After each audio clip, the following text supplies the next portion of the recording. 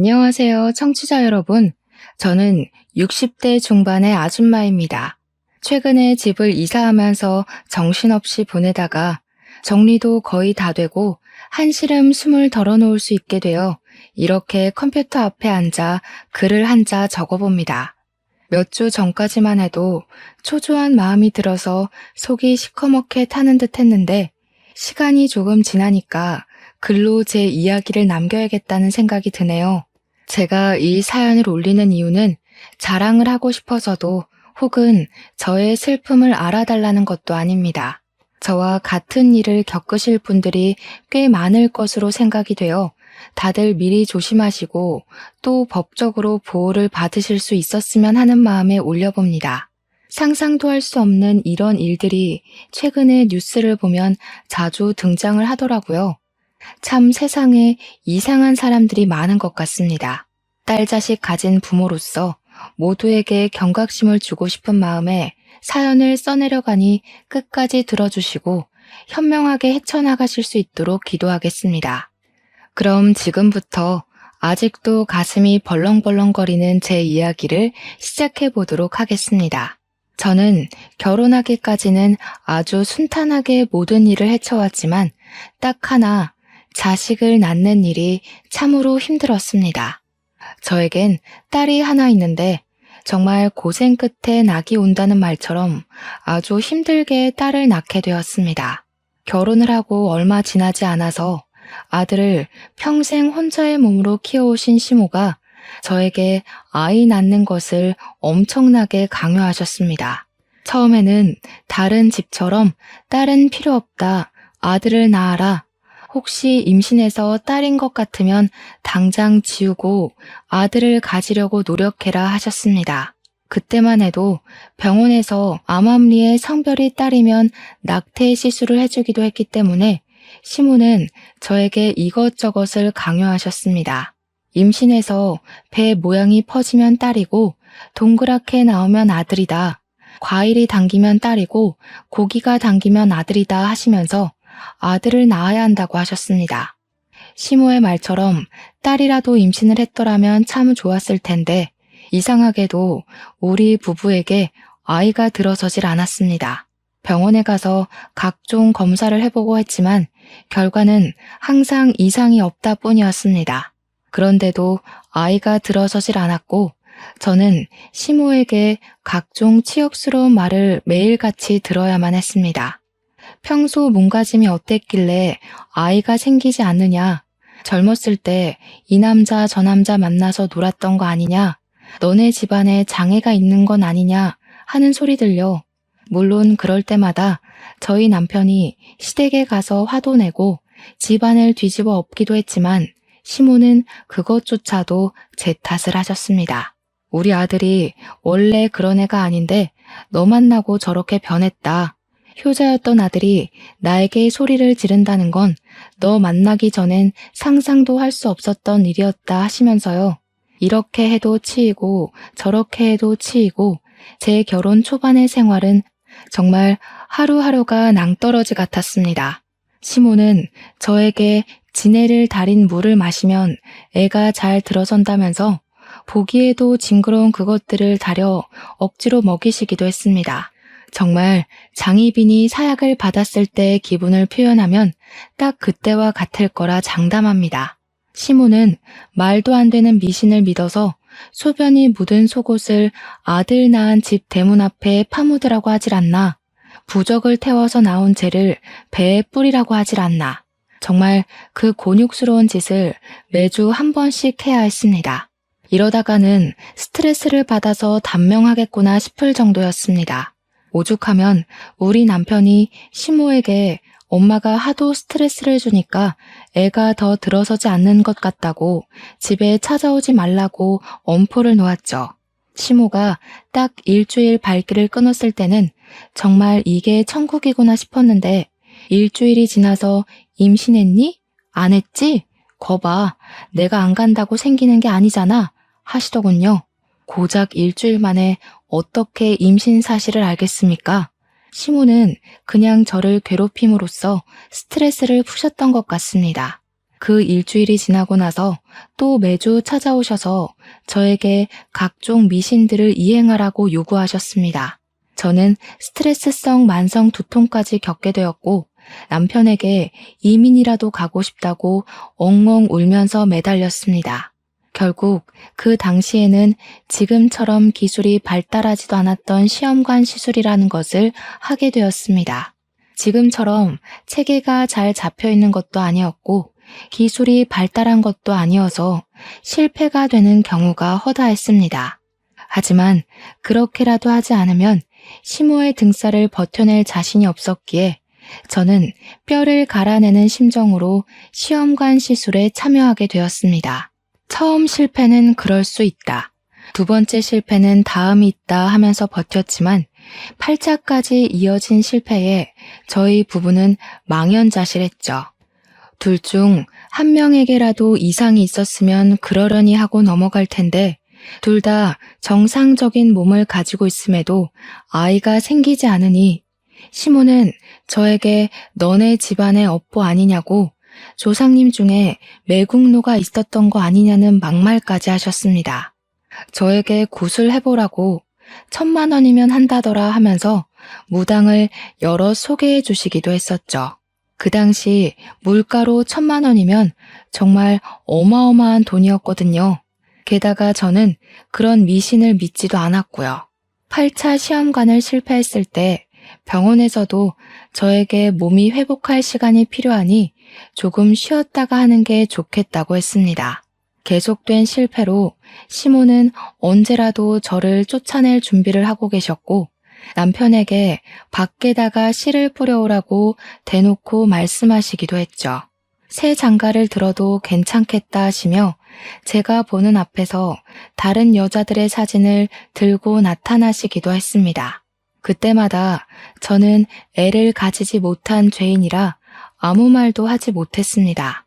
우리 남편이 담배를 뻑뻑 피워대며 시모에게 난리를 쳐주었기에 부부관계를 유지할 수 있었습니다. 남편은 시모가 그럴 때마다 항상 제 손을 꼭 잡고 나는 너밖에 없다. 너 말고 다른 여자랑 재혼할 생각도 없고 아이를 가질 생각도 없다며 제 편을 들어주었습니다. 남편은 시모에게 차라리 아이를 입양해서 키우는 한이 있더라도 제 마누라랑은 절대로 헤어지지 못한다고 못을 박았습니다. 시모가 입양이 무슨 소리냐고 절대 안 된다. 우리 아들의 씨를 남겨야 한다고 바락바락 악을 쓸 때에도 남편은 든든한 벽이 되어 주었습니다. 남편이 출근해 있는 시간에 시모가 찾아오거나 전화를 하면 어쩔 수 없었지만 남편이 저와 함께하는 시간 동안만큼은 든든했죠. 제가 이 지옥 같은 시집살이를 겪으면서도 버틴 건 오로지 남편 하나 때문이었습니다.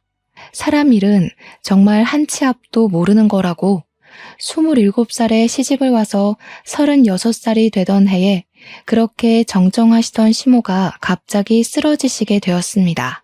그 전날까지도 저에게 거머리 같은 년이라고 당장 짐 싸서 나가라고 호통을 치셨던 시모였는데 말이죠. 친구들이랑 등산을 가셨다가 산 중턱에서 뇌출혈이 와서 갑자기 쓰러지신 겁니다. 친구분들이 어찌어찌 119에 신고를 했지만 당시에 휴대폰이 있었던 것도 아니고 구급대원이 헬기를 타고 구조를 하던 시대도 아니었거든요. 구급대원이 도착하기까지 시간이 너무나도 많이 흘러버렸고 거기서 병원까지 가는 길도 지체가 되어 완벽하게 골든타임을 넘겨버리고 말았습니다. 신고를 하고 구급대가 도착하기까지만 해도 1시간이 훨씬 넘게 걸렸다고 하니까요. 거기서 시모를 들것에 싣고 산을 내려가는데도 시간이 소요됐을 테니까 말이죠. 아무튼 우리 시모는 병원에 도착해서 아무런 처지도 받지 못했습니다.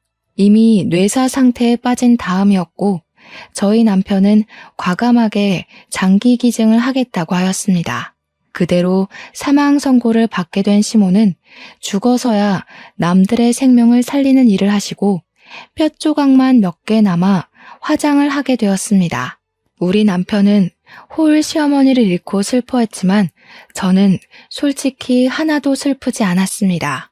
시모의 영정 사진을 보고 있는데 죽어서도 내가 너 아들 낳는지 안 낳는지 지켜보겠다 하는 것처럼 보였거든요. 마지막 가는 길까지 시모의 영정 사진을 제대로 쳐다보지도 못했으니 그동안 제가 얼마나 괴로웠는지 짐작이 가시겠죠? 하필이면 친구들이랑 놀러 가셔서 변을 당하시다니 속으로는 벌 받은 게 틀림없다고 생각했습니다. 그런 생각이 제 머릿속을 꾸준히 지배할 만큼 제가 시모에게 쌓인 것들이 많기도 했고요. 10년 동안 결혼 생활을 하면서 임신도 하나 못하는 버러지 취급을 받았으니 그런 생각이 드는 게 어찌 보면 당연한 것 아니겠습니까? 그렇게 장례를 치르고 남편과 둘이 생활을 하게 되자 정말 10년 만에 신혼이 찾아온 듯한 기분이 들더라고요. 이제는 사랑이 아니라 정으로 살 법도 하지만 너무 오랜만에 찾아온 자유라 그런지 남편과 더욱더 사이가 좋아졌습니다. 그리고 시모가 돌아가신 지 얼마 되지 않아 정말 기적같이도 제가 임신을 하게 되었습니다. 저는 처음에 제 몸의 변화를 눈치채고도 임신이라 생각하지 못해서 소화제도 열심히 먹고 내과도 계속 다녔습니다. 의사 선생님이 제게 혹시 임신하신 것 아니냐고 빨리 약국에서 테스트기 사서 해보시라고 그제야 임신인가 싶더라고요. 집에 와서 테스트기를 해봤는데 선명하게 두 줄이 뜨는 걸 보고 정말 귀신이라도 본 듯 소스라치게 놀랐습니다. 10년 동안 임신이 되지도 않고 그럴 기미조차 보이지 않았었는데 시모가 죽자마자 임신이라니 이게 무슨 운명의 장난입니까? 저에게 집안에 업보가 쌓인 거라고 저주를 퍼부었던 시모였는데 아무래도 업보가 쌓인 건 제가 아니라 시모였던 것 같습니다. 하지만 임신 테스트기 하나로는 안심이 되지 않아 약국에서 5개를 더 사왔고 5개 모두 두 줄이 뜨는 걸 보고서야 저는 눈물이 나오더군요. 바로 산부인과로 달려가서 검사를 했는데 의사 선생님께서 저에게 축하한다고 임신이에요 산모님 하더라고요. 산모님이라는 소리를 듣는데 정말 너무 감격스러워서 말더듬이처럼 어버버거리면서 곧 고맙습니다 했죠. 속이 미슥거리고 미열이 있고 생리가 늦어지던 몸의 변화를 왜 바로 눈치채지 못했었는지 참 바보 같더군요. 10년간 임신이 되지 않았기에 앞으로도 임신이 될 리가 없겠구나 하면서 스스로를 내몰았던 저를 반성하게 되었습니다. 임신입니다, 산모님. 이라는 말이 계속 귓가에서 떨어지지가 않아 너무나도 행복했습니다. 그 마음은 정말 어떻게 다 표현을 해야 할지. 저는 집에 오는 길 내내 울면서 돌아왔죠. 임신 7주라는 말에 너무 신이 났고 이 사실을 남편에게 어떻게 전해야 좋을지 고민이 되더라고요. 그래도 그냥 바로 말을 해주는 게 좋을 것 같아서 남편이 퇴근하고 집에 오자마자 저는 초음파 사진부터 들이밀었습니다. 임신이라는 걸 꿈에도 생각을 못한 남편은 초음파 사진을 이리저리 보더니 눈물을 글썽이면서 저에게 그러더군요. 당신 암이야? 라고요. 제가 상상도 못한 말에 놀라서 입을 떡 벌리니까 저를 꽉 끌어안고 엉엉 소리를 내며 우는 겁니다. 우리 마누라 불쌍해서 어쩌냐고. 결혼하고 나서 10년 동안 내내 구박만 받고 힘들었는데 이제야 행복해지고 있는데 암이 무슨 말이냐고 하면서요. 우리 엄마랑 하늘나라에서 또다시 만나서 구박받는 거 아니냐고 불쌍하다고 오열을 하더라고요. 저는 너무나도 당황해서 정정해줄 말을 찾지 못하고 있는데 제가 또 아무 소리도 안 하고 있으니까 남편이 먼저 난리를 치대요. 몇 길에? 뭐라는데? 살 수 있대? 항암 된대? 어디에 생긴 거래? 전이 됐대? 수술된대? 하면서요.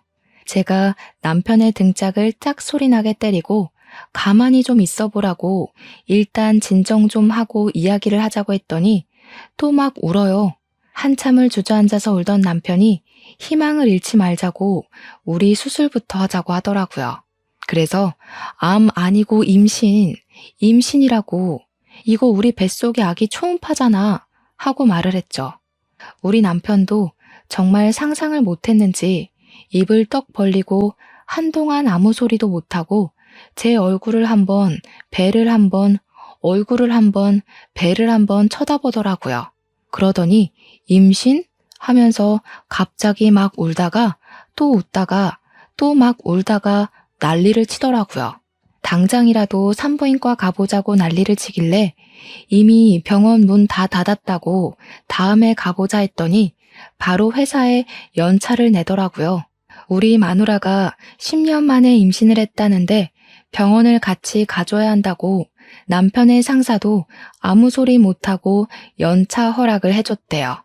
다음날 날이 밝자마자 산부인과에 가서 같이 초음파 검사를 하는데 아이 심장 소리를 듣더니 또 엉엉 울더라고요.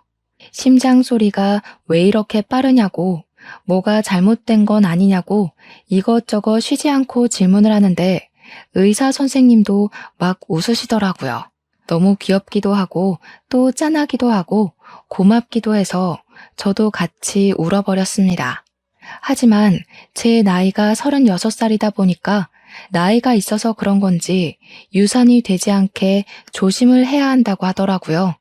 다행히 자궁 자체는 튼튼해 보이지만 유산이라는 게 자궁의 튼튼함과 상관없이도 갑자기 이루어질 수 있는 일이라고 하셨어요. 그래도 산모 탓은 아니니까 유산이 된다고 한들 상심하지 말라고 신신당부를 하시더라고요. 10년 만에서야 겨우 얻게 된 자식인데 유산만큼은 절대로 안 된다는 생각이 들어서 조심해야겠다 다짐을 했습니다. 남편도 의사 선생님께 그런 걱정하지 마시라고 유산이 되어도 절대 마누라 탓 안 할 거라고 약속까지 걸었습니다. 그리고 저에게 아무것도 하지 말고 집에서 숨만 쉬라고 하더라고요. 진료가 끝나고 약국에 가더니 산모에게 필요한 영양제 전부 다 주세요 하더니 영양제를 정말 다 털어오더라고요. 집에 돌아와서도 집안일에 절대 손대지 말라고 하더니 금이야 오기야 정말 저를 공주 대접을 해주었습니다. 무럭무럭 잘 자란 우리 아기는 모자라지도 더하지도 않게 딱 10달을 제 뱃속에 있다가 예정일이 3일 지나서 태어났습니다. 출산을 하던 그 순간에도 아픔보다는 우리 아이를 만난다는 기대감 때문인지 정말 하나도 아프지가 않았습니다. 그렇게 너무나도 예쁜 우리 공주님이 태어났고 남편과 저는 우리 공주님을 위해서 열심히 노력하기로 약속을 했습니다. 무슨 일이 생겨도 우리 공주 편을 들어주자고 부족함 없이 모자람 없이 키우자고 다짐을 했습니다. 우리 공주의 첫 뒤집기, 걸음마, 엄마 아빠 하고 부른 그날 첫 어린이집 입소부터 고등학교 졸업까지 정말 모든 순간을 함께 나눴습니다. 매일같이 사진을 한 장씩 찍었고 앨범이 수십 개가 나올 정도로 사진을 찍어 채웠습니다. 우리 딸이 수능을 보던 날 정말 만감이 교차하더라고요. 언제 이렇게 컸는지 이 시험이 끝나면 우리 딸이 성인이 되는구나 싶어서요. 그날 하루 종일을 기도하는데 마음이 먹먹하면서도 대견하더라고요. 제가 오죽하면 하늘에 있는 우리 시모한테까지 기도를 올렸다니까요. 모르는 문제가 나오면 답이라도 찍어달라고요. 우리 딸은 수능을 생각보다 잘 치렀고 원하던 대학과 원하던 유아교육과에 입학을 할 수 있게 되었습니다. 평소에 아이들을 보면 사족을 못 쓸 정도로 예뻐했었던 딸이었기에 딱 어울리는 과에 진학을 했구나 싶어서 대견했습니다. 학교 생활도 모자람 없이 최선을 다해서 했고 졸업을 하고 나서 열심히 준비를 한 덕분에 취직까지 일사천리로 할 수 있었습니다. 동네에서 멀지 않은 지역에 있는 어린이집에 출근을 하게 되었는데 처음에는 출근하는 게 너무 즐겁다던 딸의 반짝반짝함이 서서히 빛을 잃어가더라고요. 딱 봐도 풀죽도 못 얻어먹은 사람처럼 녹초가 되어서 집으로 돌아오는데 표정이 너무나도 좋지 않았습니다. 처음에는 그래, 사회생활하다 보면 이런 날도 저런 날도 있는 거지 하면서 넘겼는데 그게 한 달이 넘게 지속이 되더라고요. 저는 참지 못하고 딸에게 무슨 일이 있냐고 물어보았고 딸은 저에게 요즘 엄마들이 왜 이렇게 극성인지 모르겠다면서 신세한탄을 하더라고요. 이야기를 들어보니까 어린이집에서 놀다 보면 아이들끼리 싸우는 일도 있긴 하지만 혼자 놀다가 넘어져서 다치는 일도 많지 않겠습니까? 아무리 선생이 아이들을 돌본다고 해도 1대1로 케어를 할 수 있는 시스템도 아니고요. 반 아이 한 명이 안짱다리라서 잘 넘어지는 친구가 있는데 그 친구가 넘어져서 팔에 멍이 들었다고 하더라고요. 그래서 알림장에 팔에 멍이 들었다고 적어서 보냈더니 하원할 때 그 딸아이의 엄마가 와서는 우리 딸에게 난리를 쳤다고 하더라고요. 선생이 애를 제대로 안 보니까 멍이 들 정도로 다친 거 아니겠냐고 도대체 돌봄 시간에 뭘 하는 거냐고 따졌대요. 자기 애만 집중적으로 관리하고 지켜보라고 하면서 말이죠. 우리 딸이 다른 원아들도 있는데 어떻게 이 아이만 살펴볼 수 있겠냐고 하니까 선생 자질이 없는 년이 선생을 하고 있다면서 손가락질을 했다는 겁니다. 그뿐만이 아니었습니다. 정말 별별 일이 다 있었다고 이야기를 하는데 그 아이 엄마가 극성 중에서도 아주 진상인 엄마였던 것이었죠. 하루는 기저귀를 제대로 갈지 않아서 자기 아이 엉덩이에 발진이 생겼다고 치료비를 내놓으라고 했다는 겁니다. 근데 어린이집에서 기저귀를 갈 때 같은 시간에 모든 원아들을 한 번에 갈아준대요. 1시간에 한 번씩이요. 그리고 그 아이는 등원을 할 때부터 발진이 올라온 상태라서 파우더를 발라줬었다고 우리 딸이 이야기를 했나 봐요. 어머니께서 밤새 기저귀를 제때 안 갈아줘서 발진이 생긴 것 같다고 솔직하게 말을 하니까 갑자기 파우더를 왜 바르냐고 했다는 겁니다. 우리 아이 엉덩이에 모공이 막히면 책임질 거냐고 그 치료 비용까지 다 물어내라고 난리를 쳤대요. 자기 아이가 다쳤을 때는 어린이집에 찾아와서 년년거리면서 삿대질을 하고 자기 아이가 다른 친구를 핥히었을 땐 애들끼리 그럴 수 있는 거 아니냐면서 어물쩍 넘어가고 저희 딸이 그 아이 엄마한테 다른 친구 부모한테 사과라도 하셔야 하지 않겠냐 하니까 뭘 이런 걸로 사과를 하라고 하냐면서 따지더래요. 선생이 애를 제대로 돌보지 않아서 이런 일이 생긴 거 아니겠냐고 사과를 하려면 네가 하라고 말이죠. 그거 말고도 우리 아이는 우유 줄 때 꼭 따뜻하게 데워서 주라고 하질 않나. 딸기가 간식으로 나오면 딸기는 잘 안 먹으니까 메론으로 주라고 하질 않나. 급식에 미역국이 나오는 날에는 국 먹다가 미역이 목에 걸리면 어떻게 할 거냐고 따지고 그랬대요. 정말 사소한 거 하나하나까지 우리 딸의 탓을 하면서 감나라 배나라 하니까 우리 딸이 스트레스 받아서 미치겠다고 울더라고요. 그걸 보는데 정말 제 가슴이 미어지는 줄 알았습니다. 저도 우리 딸을 얼마나 귀하게 키웠는데요. 결국에는 어린이집을 그만두고 싶다는 말을 하길래 저와 남편은 그만둬도 괜찮다고 이야기를 했습니다. 일한 지 고작 8개월밖에 안 돼서 이렇게나 스트레스를 받고 있는데 도대체 평생 동안 어떻게 일을 한단 말입니까? 다른 어린이집을 가든지 아니면 다른 일을 해도 아직 20대 중반밖에 되지 않았으니까 괜찮을 것 같다고 용기를 주었습니다. 우리 아이는 바로 어린이집에 사표를 내게 되었고 3개월간 무엇을 할까 고민을 하더니 저와 남편에게 꽃꽂이를 배우고 싶다고 하더라고요. 당시에 플로리스트라는 직업이 각광을 받고 있을 때라 좋다고 생각하긴 했어요. 딸처럼 정적인 직업이기도 했고 우리 딸이 꽃 키우고 화분을 키우는데 취미가 있었거든요. 저랑 남편은 좋은 것 같다고 그건 여러 사람이랑 같이 붙어서 일을 해야 하는 게 아니니까 괜찮을 것 같다고 응원을 해주었습니다. 그래서 강남의 유명한 플로리스트가 운영한다는 꽃집에서 취미반 수업부터 들어보라고 강의를 결제해 주었어요. 3개월간 취미반 수업을 듣고 난 딸은 전문적으로 배워보고 싶다고 말을 했고, 전문반도 등록을 해주었습니다. 저희 부부의 재산이 적지 않은 편이라 그나마 다행이었죠.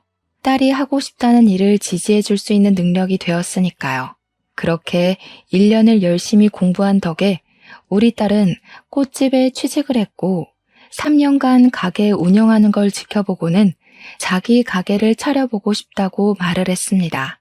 모아둔 월급도 있고 가게도 대출을 받아서 해보겠다고 하길래 저희 부부는 그러지 말고 새 출발하는 기념으로 가게를 차려주겠다고 했어요.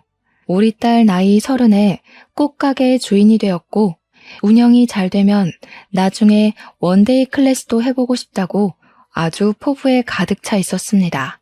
꽃집을 운영하면서 우리 딸은 점점 화사해졌습니다. 혼자 일을 하니까 스트레스 받을 일도 거의 없었으니까요. 그렇게 1년이라는 시간이 지나고 31살이 된 딸이 남자친구를 만나는 걸 한 번도 본 적이 없어서 저희 부부는 슬쩍 선자리라도 한번 주선을 해볼까 하고 생각을 했습니다.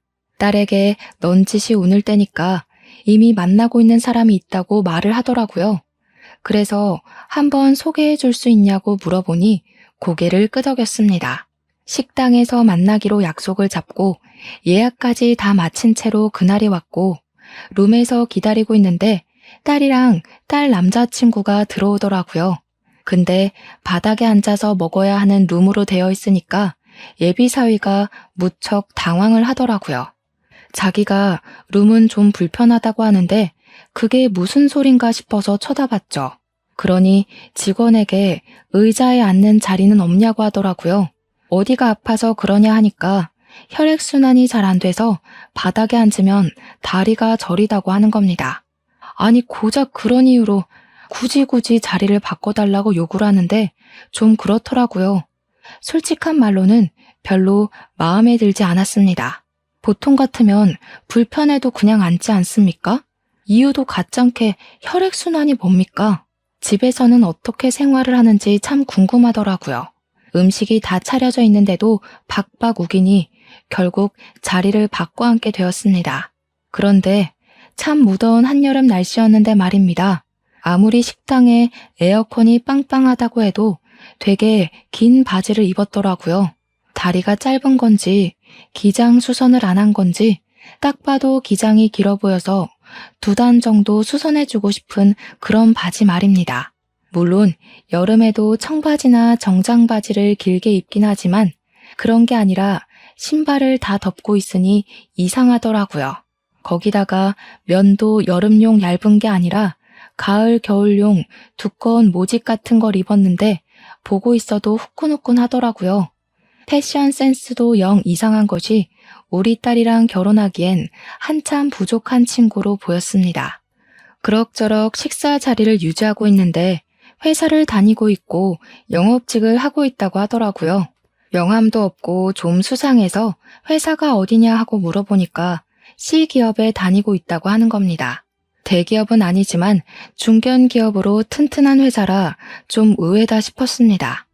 우리 남편이 C기업 손전문의 회사 아니냐고 자기가 손전무랑 잘 아는 사이라면서 예비사위가 거기 다닌다고 말이라도 전해야겠네 했습니다. 그러니 딸 남자친구가 엄청 당황해하면서 아니라고 자기 이제 이직할 거라 그런 거 말 안 하셔도 된다고 막 손사래를 치더라고요. 영 이상하다 싶어서 찝찝해하는데 우리 딸은 그 옆에 앉아서 해실해실 웃고만 있더라고요.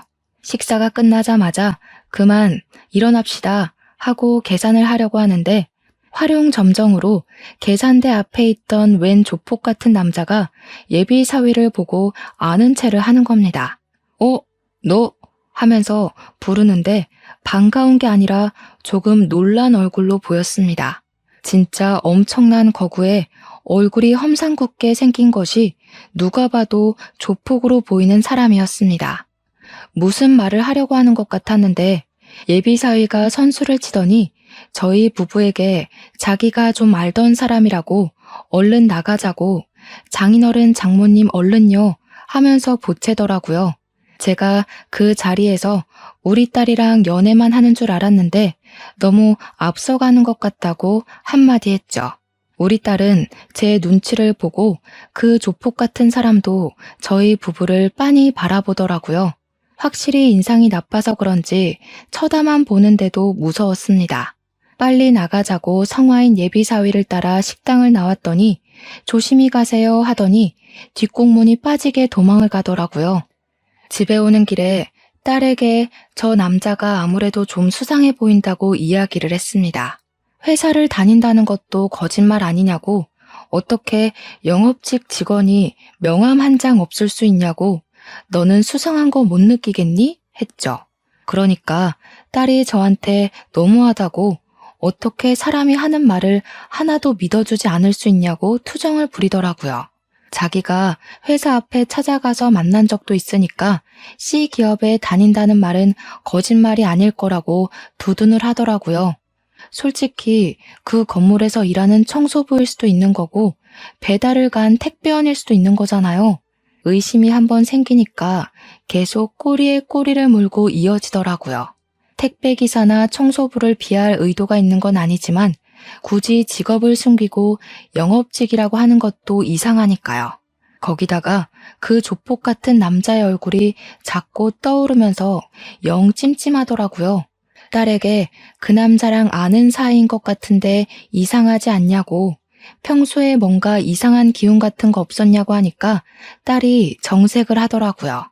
그 사람 진짜 착하고 순수한 사람이라고, 절대로 나쁜 짓 할 사람 아니라고 올곧게 믿어주더라고요. 우리 딸이 연애하는 걸 본 적이 없어서 아마 첫사랑이라 더욱 애틋한가 보다 하는 생각이 들었습니다. 저는 딸에게 신신당부를 했죠. 만나는 것 가지고 잔소리를 할 생각은 없지만 피임을 잘했으면 좋겠다고요. 덜컥 임신이라도 하면 큰일 나는 수가 있다고 경고를 했습니다. 그러자 우리 딸 얼굴이 새빨갛게 달아올라서는 엄마 무슨 그런 소리를 아무렇지도 않게 하냐고 하더라고요. 그러면서 예비사위가 결혼 전까지는 자기를 지켜주겠다고 했다고 그런 일 자체가 없다고 하더라고요. 아직 진도도 뽀뽀밖에 안 해봤다고 제가 순수한 사람이라고 그랬죠? 하면서 말갛게 웃는데 제 복장은 터지는 줄 알았죠. 우리 남편이 헛기침을 하더니 그거 하나는 마음에 든다고 또 편을 들어주더라고요. 그 뒤로 인사 한번 했다고 자주 얼굴을 비치기 시작하더라고요. 딸 가게에 걸핏하면 나타나서 딸을 보고 가는데 그럴수록 제 의심은 깊어졌죠. 딸 가게랑 C 기업이랑 거리가 꽤 멀었는데 일주일에 두세 번씩 오는 게 영 수상하지 않겠습니까? 회사에 있을 시간 아니냐고 물어보면 매번 외근 나온 김에 들린 거라고 하는데 무슨 영업직 직원이 지역 따라 움직이는 것도 아니고 말이죠. 매번 딸 가게 근처에서 미팅이 있는 건 아니지 않겠습니까? 하지만 증거가 없으니까 저도 꾹 참고 넘어갔죠. 그날은 딸 퇴근 시간에 맞춰서 같이 집에 가려고 꽃집에 갔는데 예비사회도 함께 왔더라고요. 딸이 잘 됐다고 집에 같이 가서 밥을 먹자고 하는데 제가 안 된다고 차마 말을 할 수가 없어서 같이 가자 했습니다. 제 차에 태워서 우리 집으로 가는데 예비사위가 애가 자꾸 안절부절 가만히 있질 못하더라고요. 정신사납게 왜 그러나 싶어서 무슨 일 있냐고 하니까 자기가 갑자기 배가 너무 아프대요. 집에 거의 다 도착했으니까 조금만 참아보라고 이야기를 했는데 큰 길에 접어들고 지하철역이 보이니까 갑자기 차 문을 벌컥 열고는 저 여기서 내릴게요 하고 뛰어내리는 겁니다. 저랑 딸 모두 기겁을 했죠. 아무리 잠시 신호에 걸려서 정차를 했다고 하지만 도로 한복판에서 이게 뭐 하는 짓인지 제가 놀래서 쟤 미친 거 아니냐고 하니까 딸이 급하게 화장실이 가고 싶었나 보지 배가 아프다는데 어떡해 하면서 편을 들더라고요. 우리 딸도 진짜 큰일이다 싶었습니다. 그 뒤에도 꾸준히 만나길래 남편이 사이가 될지도 모르겠는데 좀 친해져 보는 게 좋겠다고 하더니 같이 테니스를 치러 가자고 했다더군요. 근데 글쎄, 테니스가 아무래도 몸을 쓰는 운동이다 보니 복장을 가볍게 입잖아요. 또 어디서 말도 안 되는 긴 바지를 주워 입고 나타난 거죠. 바지 밑단이 길어도 너무 길어서 운동하는 내내 바지 밟고 넘어지지를 않나. 아무튼 우리 남편이 헛웃음을 지었다고 하더라고요. 긴 바지에 두꺼운 긴 양말까지 꽁꽁 싸매 신고 와서는 운동을 하는데 그게 잘 되겠습니까? 땀만 뻘뻘 흘렸대요. 남편이 운동이 끝난 뒤에 남자라면 같이 사우나도 가보고 해야 하지 않겠냐고 사우나에 가자고 했대요. 그러니까 자기는 밖에서 못 씻는다고 사람들 많은 목욕탕 가면 부끄러워서 싫다고 하더라는 겁니다. 땀 냄새가 진하게 나는데도 굳이 집에 가서 씻겠다고 가버렸대요. 저한테 남편이 와서는 조용하게 그놈 엄청 작아서 부끄러운가 본데 하더라고요. 이야기를 듣는데 어찌나 기가 막히던지 하나하나 마음에 드는 구석이 없었습니다. 예비사위가 제 차에서 그렇게 뛰어내리고 남편이랑 테니스를 다녀온 이후에 뭐 이렇다 할 연락이 없더라고요. 남편 편에 전해서라도 그날 그렇게 뛰어내린 것에 대한 변명이 있을 줄 알았는데 아예 모르쇠로 일관하는 건지 그렇게 또 시간이 지난 어느 날 심상치 않은 기류가 흐르기 시작했습니다. 우리 딸이 이상하게 출퇴근을 할 때마다 불안한 기색을 보이더라고요. 무슨 일이 있구나 싶어서 딸에게 물어보니까 요즘 밖에서 누가 기웃기웃하는 것 같다는 느낌이 든다는 거예요. 착각인 줄 알았는데 시선도 느껴지고 누군가 뒤쫓아오는 소리도 들었다고 하면서 불안해 죽겠다고 하더라고요. 그래서 제가 며칠간 같이 출퇴근을 했는데 딸이 제가 사라지고 나면 또 누군가가 지켜보는 듯한 시선이 느껴진다고 자기가 예민한 건지 뭔지 모르겠다고 하더라고요. 하나밖에 없는 딸 신변에 문제가 생기면 큰일이니 가게 근처에 CCTV를 여러 개 달아두었습니다. 딸이 CCTV가 생기니까 안심하고 출퇴근을 했는데 며칠 뒤에 저에게 당장 가게로 와줄 수 있냐고 연락이 왔습니다. 놀래서 남편이랑 같이 가게에 갔는데 예전에 식당에서 만났던 그 조폭 같은 사람 기억나냐고 딸이 상기가 되어서 묻더라고요. 그래서 기억난다. 예비사위랑 뭐 아는 사이 같았던 그 사람 말이지 하니까 그 남자가 계속 가게 근처를 서성인다는 겁니다. CCTV를 보여주는데 기억이 확 나더라고요. 며칠 분의 CCTV를 전부 돌려봤는데 곳곳에서 그 사람이 딸 가게 근처를 배회하는 것이 고스란히 찍혀 있더라고요. 제가 딸에게 그랬습니다. 그놈 이상한 놈 같다고 하지 않았냐고 결국에는 이 사달이 나는 거라고 당장 헤어지라고 했죠. 근데 우리 남편이 그러더라고요. 요즘 데이트 폭력이다 뭐다 말 많은데 바로 헤어지면 어떤 보복이 올지 모르는 거 아니냐고요. 우리 딸은 막 벌벌 떨기 시작했죠. 혼자서 운영하는 가게이다 보니 무섭죠, 당연히. 그 뒤로 저랑 남편이 계속 번갈아 가면서 딸이랑 출퇴근도 같이 하고 최대한 가게에 있으려고 노력을 했습니다. 가게 근처에서 서성이는 그 남자를 찾아서 헤매기도 했고요. 예비사위는 여전히 가게를 찾아왔고 그럴 때마다 제가 탐탁지 않은 눈빛을 보내고 있었습니다.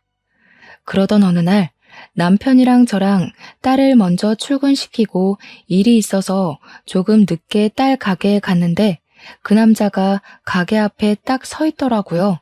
제가 저기요 하고 부르니까 저를 돌아보면서 네? 하더라고요. 그래서 왜 자꾸 우리 딸 가게 앞에서 서성이냐고 CCTV로 다 봤다고 했죠. 영상 증거까지 다 있으니까 스토커로 신고를 하겠다고 여기 왜 자꾸 찾아오시는 거냐고 했습니다. 그러니까 껄껄 웃으면서 오해가 있으신 것 같은데 마침 할 이야기도 있으니 안에 들어가서 이야기를 좀 나눠도 되겠냐고 하더라고요. 어떤 사람인지 알고 가게 안으로 들이겠냐고 하니까 경찰 신분증을 보여주는 게 아니겠습니까? 제가 놀래서 조폭 아니었어요? 하니까 오히려 그 형사분이 당황하시더라고요.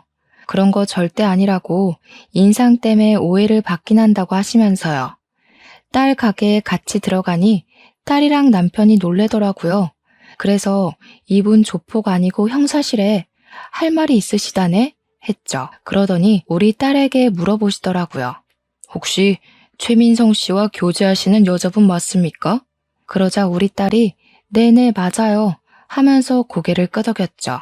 그때만 해도 남편과 저는 영문을 몰라서 가만히 있었습니다. 이런 일이 생길 줄은 꿈에도 모르고요. 제가 이 말을 해야 할지 말아야 할지 참 많이 고민했습니다. 그 새끼가 어떤 놈인지 알려드리는 게 맞는 것 같아서요. 혹시 그놈 전자발찌 차고 다니는 거 알고 계십니까? 그 말에 저와 남편은 물론이고 우리 딸까지 아무 말도 못하고 형사분의 얼굴만 바라보았습니다. 도저히 믿어지지가 않는 말이었죠. 발목 보신 적 없으시죠? 전자발찌 차고 있습니다. 아동 음란물 소지하고 성추행을 저질러서 징역을 살다 나와 전자발찌 2년을 구형받았습니다. 이제 곧 해제를 할 때가 됐는데 우연치 않게 식당에서 만난 거죠. 장인 장모라고 부르길래 놀래서 며칠 미행을 하며 지켜보다가 따님분 가게를 알게 됐고 아직 결혼까진 하지 않았지만 곧 할 사이로 보여서 말씀드리려고 찾아온 겁니다. 그 자식 징역을 처음 산 것도 아닙니다. 완전 성도착증 환자예요. 성범죄로 얻은 전과가 14범입니다. 14범. 그래서 지켜준답시고 옷을 벗을 수가 없으니까. 우리 가족은 모두 경악에 가득 차서 표정 관리를 할 수가 없었습니다. 손을 벌벌 떠는 딸을 보고 얼마나 가슴이 미어지던지 형사님이 딸에게 명함을 주면서 위험하면 연락을 달라고 그 자식이 강약 약강의 표본이라고 말을 하셨죠. 저희 딸에게 어떤 해코지를 할지 모르니까 자기가 며칠 더 지켜보겠다고 하루빨리 정리하라고 하더군요.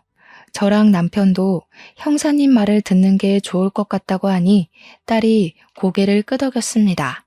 저희 셋은 형사님의 말에 아무 말도 못하고 충격 속에서 빠져나오지 못하고 있었는데 그 순간 예비사위가 태연하게 가게에 들어오더라고요.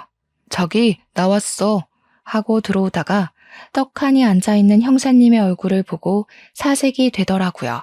딸이 형사님도 있으니까 용기가 난 것인지 예비사위의 바짓단을 확 올렸는데 정말 양말 안쪽으로 두툼하게 전자발찌가 떡하니 채워져 있었습니다. 전과 14범이라고? 그것도 성범죄로 전자발찌까지 부착하고 있었으면서 그걸 숨겨? 아이씨, 야. 딸의 남자친구가 갑자기 표정을 싹 바꾸고 딸에게 위협적으로 다가가면서 소리를 치는데 형사님이 그 앞을 딱 막더라고요. 너 여기서 문제 일으키면 가중처벌 되는 거 알지? 지금 유예 기간인 거 알아 몰라? 아, 진짜 다 된 밥에 재 뿌리네. 야, 너 재수 좋은 줄 알아? 그러더니 뒤도 안 돌아보고 성큼성큼 나가더라고요. 다리에 힘이 풀린 건지 딸이 순간 바닥에 주저앉았습니다. 형사님도 저러고 나간 놈이 언제 돌변할지 모른다고 신변 보호 프로그램 요청을 해보는 게 좋겠다고 하셨습니다. 저희는 고민 끝에 경찰서에 찾아가서 도움을 요청했고 딸 주변에 경찰을 배치하기로 결정이 내려졌습니다. 그런데 정말 무섭게도 전 예비사위가 딸 주변에 경찰이 배치된 걸 몰랐는지 가게 근처에서 어떤 여자를 성폭행하려고 시도를 하다가 현행범으로 잡히게 된 것입니다. 전자발찌를 차고 있는 유예기간에 현행범으로 체포가 되었으니 바로 법정 구속이 되었고 구치소에 수감이 되었습니다. 저희는 징역이 이번엔 꽤 구형될 거라는 형사님의 말에 한시름 마음을 덜게 되었습니다. 하지만 불안한 마음을 감출 수가 없었기에 가게 전세가 4개월 남았지만 가게를 미리 정리하고 과감하게 이사를 결정했습니다. 서울 중심 한복판에서 경기도 외곽 쪽으로 집도 옮겼고 가게도 옮기기로 결정을 했습니다. 딸이랑 우리 부부의 전화번호도 바꿔버렸고 그 범죄자가 한번 탔었던 제 차도 알아볼까 무서워서 팔아버렸습니다. 정말 사람 멀쩡하게 생겼다고 속까지 멀쩡한 게 아니라더니 얼마나 무서웠는지 모르겠습니다. 지금도 간간히 형사님과 연락을 주고받고 있고 아무도 알아볼 수 없는 곳으로 이사까지 왔으니 마음이 놓이긴 합니다만 그래도 사람 일은 모르는 거니 조용히 살아보려고 합니다. 요즘 이런 일이 비일비재하게 일어난다고 합니다. 주변에 숨어서 속내를 숨기고 다가오려는 놈들 말이에요. 그래도 인터넷에서 성범죄와 관련한 전과범들을 조회할 수 있다는 걸 참고하시면서 청취자 여러분들도 저와 같은 일이 생긴다면 부디 현명하게 대처하시길 빌겠습니다. 가슴 철렁한 사연 들어주신 여러분 정말로 감사합니다.